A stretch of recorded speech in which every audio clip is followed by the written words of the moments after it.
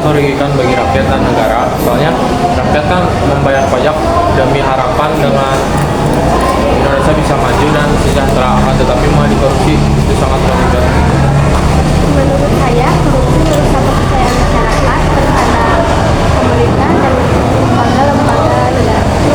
Menurut saya, korupsi membuat proyek pembangunan menjadi tidak efisien dan seringkali menghasilkan kualitas yang buruk.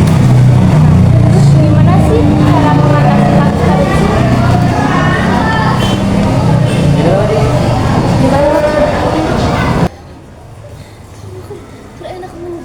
Gimana sih cara mengatasi korupsi? Pertama-tama hukum diperkuat dan juga sistem pengawasan juga diperkuat, dan ada mengadakan pendidikan anti korupsi sejak dini seperti masa SMP, masa SMA gitu.